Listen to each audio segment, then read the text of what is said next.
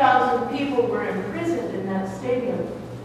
When I was in Chile in 1982, and a story was shared with me when I was in that city about what happened during the imprisonment of those 40,000 people in the stadium. And it is a legend. It may not be true. I can't find the proof. But nevertheless, somebody from Santiago, Chile told me this story. And the story was this, that the 40,000 prisoners who were in the stadium wanted to partake of communion. They had no elements. They had no crackers. They had no juice. They had no bread. They had no wine. But they partook of communion anyway with open and empty hands. Because communion is about remembering the sacrifice and the gift of Jesus Christ, not about the bread and the wine. Does that make sense? As another example, when we partake of communion, did you know that you're supposed to say amen afterwards? If I hadn't told you that today, would you feel bad? Do you feel bad that I've told you now? Do you think that communion is going to mean less or offer more grace to you if from this day forward you don't say amen when you receive it or you forget? No, because it isn't about the legalism or the jots and tittles. It's not about crossing every T. It's about what is in your heart when you partake, when you participate, when you commune, when you come together. What Jesus is trying to tell people is think about God. Don't think about the thing. When he makes this long list of sinful things that come out of our mouths or that defile us, when he says we are defiled by, I love the fact that there are at least 3 words that refer to sex.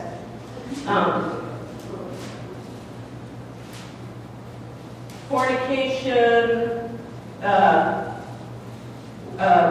murder, theft, adultery, avarice, wickedness, deceit, licentiousness, envy, slander, pride, folly.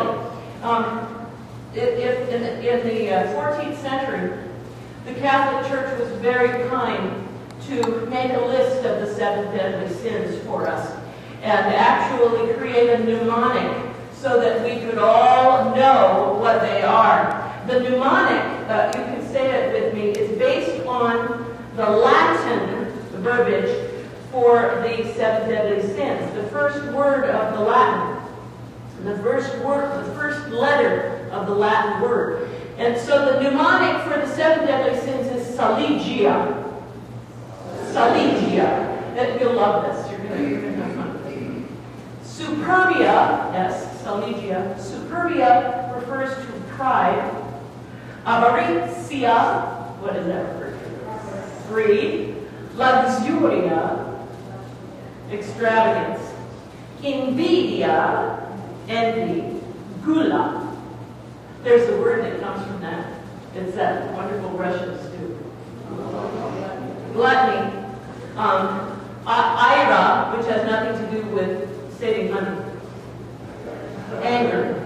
And acedia, which is a word that they define as discouragement, but it really means apathy and sloth.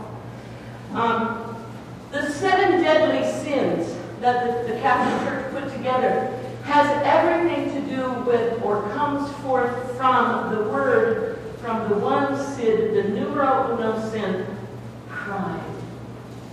And this is what the elders, the big wigs, the Joint Commission on the Accreditation of Holy Men and Prophets came out to lord over Jesus when they came from Jerusalem. Their pride had put them at odds. Their pride and their envy and their jealousy put them at odds to the place where they could not hear what Jesus was about. We in this country, in our own lives, in our own church, in our own community, are people who get hit with our own pride and our own envy and our own jealousy of the lives of other people or the way things go for other people and not for us. And what Jesus asks us to do is to be absolutely aware of everything that is coming out of us. All of the feelings in our heart that comes forth from us. And when we are jealous, when we are mad, when we are envious, when we are prideful, when we think we deserve more than someone else or we are better than someone else, Jesus calls us to say, that is the kind of thinking that brings forth what defiles us.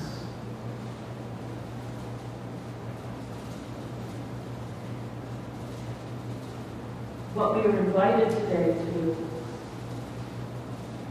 is to call upon ourselves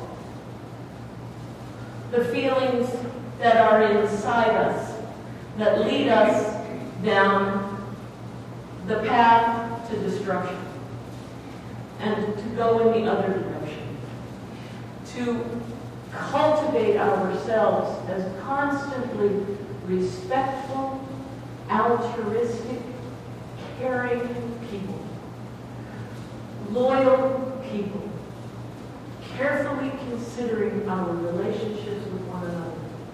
And if it takes a long time to think it through, if it takes a long time to pray about it, if it takes sleepless nights to work it through, then let it be so. Jesus calls us over the tumult of the world's wild